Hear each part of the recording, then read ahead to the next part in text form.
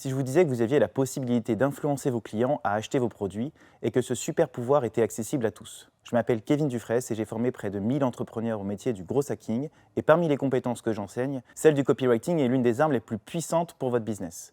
Et quand je parle de copywriting, je ne parle pas des protections derrière les livres, je parle des techniques qui vous aident à vendre en ligne.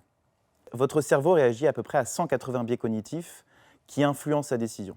Je vais vous présenter 5 techniques qui vous permettent de mettre en pratique ces techniques d'influence. Vous êtes prêts? C'est parti. Je voulais vous raconter d'abord une histoire. L'histoire, c'est d'un copywriter très célèbre qui arrive sur une scène et qui pose une question à l'assemblée. Cette question, c'est on va tous vendre des burgers et on a tous un avantage concurrentiel à choisir. 90% des gens vont répondre un hamburger bio, je voudrais m'appeler McDonald's, je voudrais des livraisons par drone. Et le copywriter réfléchit un petit peu et lui dit « Moi, je vous donne tous les avantages concurrentiels que vous voulez et j'en choisis juste un, c'est d'avoir une foule affamée en face de moi. » Et cette technique-là de copywriting, c'est pour vous dire que vous avez beau vendre vos produits, il faut essayer de comprendre le pourquoi vous le faites pour essayer d'affamer un petit peu vos utilisateurs à acheter votre solution. Je voulais ensuite vous introduire les frameworks. Les frameworks, ce sont des outils qui vont vous permettre de hiérarchiser vos idées pour influencer les personnes qui vont regarder votre produit. Le premier, c'est le AIDA, pour attention, intérêt, désir et action. Par exemple, si on est dans le cas d'une vente de burger, je vais commencer avec une attention. Ma phrase, ça va être « le burger que s'arrachent toutes les stars ». Forcément, vous avez envie d'aller plus loin.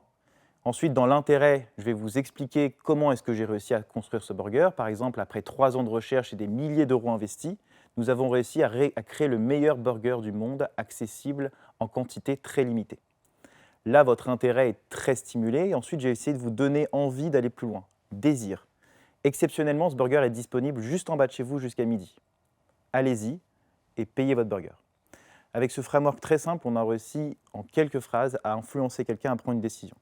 Je vais vous introduire du coup un deuxième qui est très utilisé dans l'écosystème startup, c'est le PASS pour problème, agitation, solution.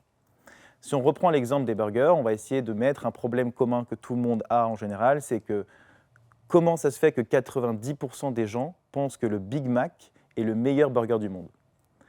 Ça c'est censé stimuler aussi votre intention. Je vais essayer un peu d'agiter ce problème-là en essayant de vous dire que tout est contre lui finalement. La qualité, le coût, la disponibilité de ce burger, etc., etc. Du coup, ce que je vais essayer de vous proposer maintenant, c'est une solution.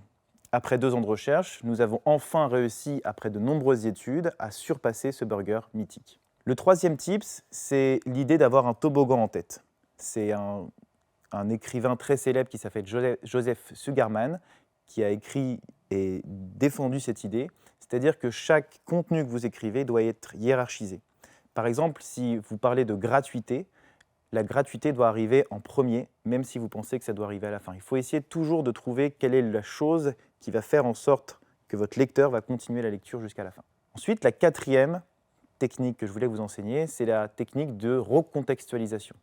C'est la première étape. Quand vous voulez vendre un produit, vous essayez de recontextualiser la chose. Par exemple, sur une vente de burger, je vais essayer de vous faire prendre conscience que le problème que vous essayez de résoudre n'est pas le bon. Par exemple, si vous allez chez McDo, vous allez chez McDo parce que vous pensez que c'est rapide. Mais en fait, ce n'est pas parce que c'est rapide, c'est parce que peut-être c'est pas cher ou parce que peut-être c'est près de chez vous, etc. Donc j'essaie de recontextualiser tout ça.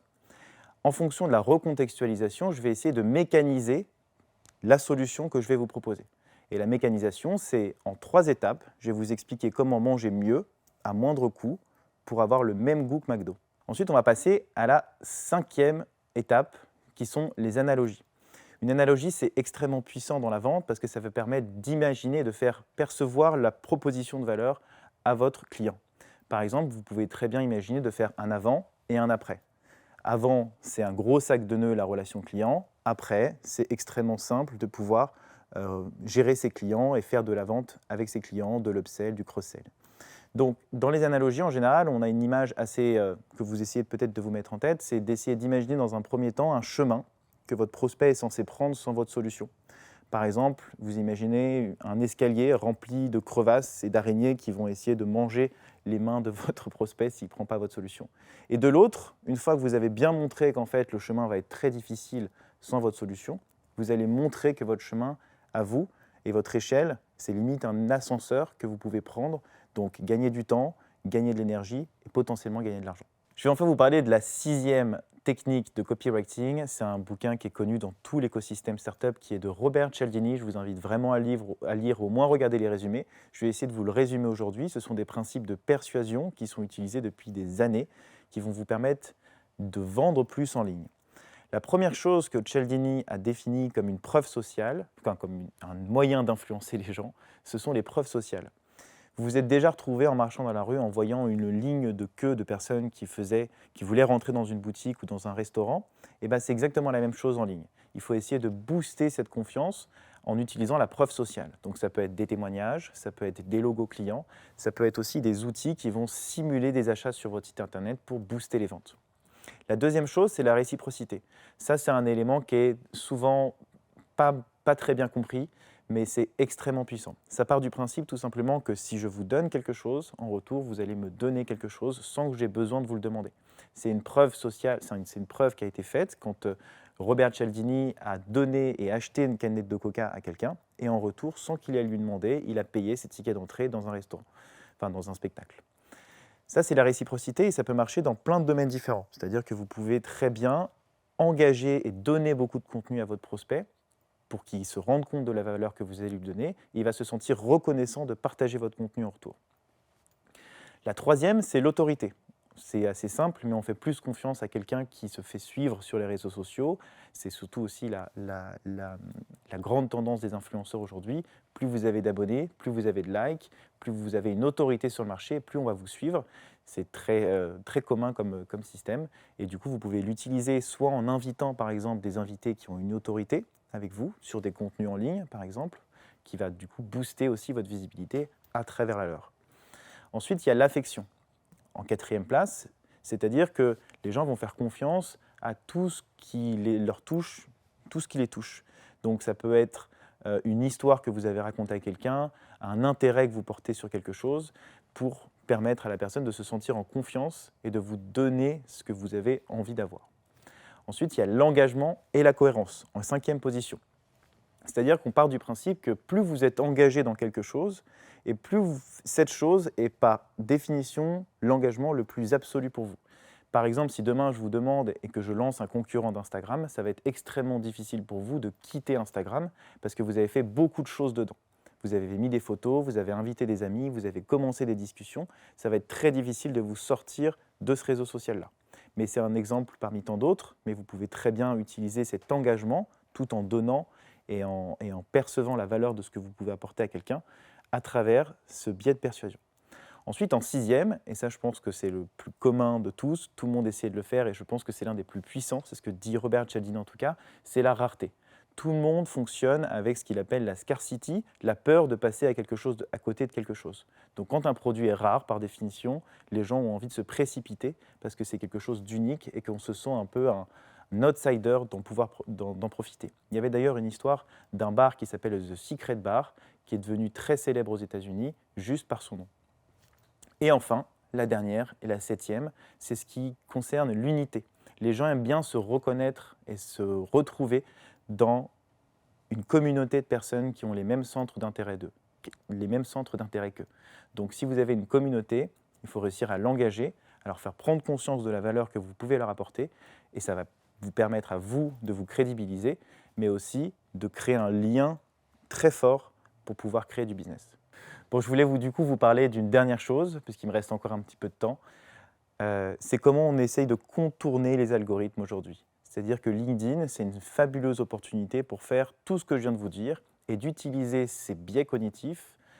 Et si vous essayez de les appliquer, vous allez pouvoir faire énormément d'impressions, de visibilité sur LinkedIn à moindre coût. Il faut savoir qu'en moyenne, les personnes qui suivent par exemple ma formation passent de 1000 à 100 000 vues par semaine avec plusieurs milliers de commentaires, donc plusieurs potentiellement milliers de leads en appliquant ces méthodes.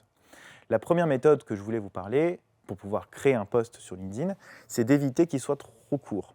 Parce que LinkedIn part du principe que si votre post est trop court, la personne ne passe pas de temps dessus. Il faut savoir que même sur Facebook, l'algorithme Facebook analyse les contenus et le temps que vous allez pouvoir vous arrêter sur ce contenu pour essayer de vous mettre dans des cases. Donc par exemple, si vous vous arrêtez sur un écran de Trump en face de vous, Facebook va en déduire que vous vous intéressez à un contenu de Trump et va vous proposer des contenus de Trump. Et ben, c'est la même chose un petit peu avec LinkedIn. Si votre contenu est trop court et que les gens ne passent pas assez de temps dessus, et ben, LinkedIn ne va pas booster votre recherche, votre publication. La deuxième chose, c'est qu'il ne faut absolument pas utiliser les images. LinkedIn, ce n'est pas un réseau social comme un autre, c'est un réseau social de texte. Donc LinkedIn adore le texte. Il va falloir faire des textes plutôt longs pour que les gens aient envie de cliquer sur Read More, donc lire plus votre contenu, pour montrer à LinkedIn que votre contenu est intéressant. D'où l'intérêt de pouvoir réutiliser les frameworks après-avant, AIDA, et de faire un attention très puissant. Donc tout se passe au début du texte. Et la chose qui se passe en ce moment, et c'est un hack qui ne devrait peut-être pas trop durer, mais c'est d'utiliser les sondages. En fait, tout ce que je viens de vous dire, ça s'annule. Vous pouvez utiliser des images, vous pouvez faire des textes courts, mais en utilisant des sondages. On ne sait pas exactement pourquoi, mais partez du principe que chaque action que vous faites sur LinkedIn, un clic sur un like, un commentaire, un partage, sont scorés par des points. Donc si une personne donne son avis sur un sondage, forcément, ça va faire un point en plus, et c'est une action tellement facile à faire pour l'utilisateur que LinkedIn encourage ça et donc du coup va booster votre publication. La cinquième chose, c'est de demander aux personnes de vous rajouter. C'est bête, mais de toute façon, vous n'allez pas pouvoir leur communiquer votre contenu ou la chose qu'ils attendent s'ils ne vous ajoutent pas sur LinkedIn, parce que les limitations avec LinkedIn sont à 100 par semaine. Donc il faut absolument leur demander de vous ajouter sur LinkedIn. Et en plus de ça, comme je vous expliquais tout à l'heure avec le système de points, LinkedIn va comprendre que vous êtes quelqu'un d'intéressant et que les gens ont envie de vous suivre. Et enfin, la dernière chose pour peut-être vous booster à le faire, c'est que peu importe si vous faites 3000 ou 100 000 vues, l'important c'est la constance et qu'il faut réussir à toujours proposer de la valeur et du contenu intéressant à votre audience pour pouvoir... Parce que là, finalement, ce qui se passe, c'est que plus les gens vont vous voir sur LinkedIn, plus ils vont devenir familiers avec vous. Plus ils vont devenir familiers avec vous, plus ils vont vous faire confiance. Et la confiance mène presque toujours au profit.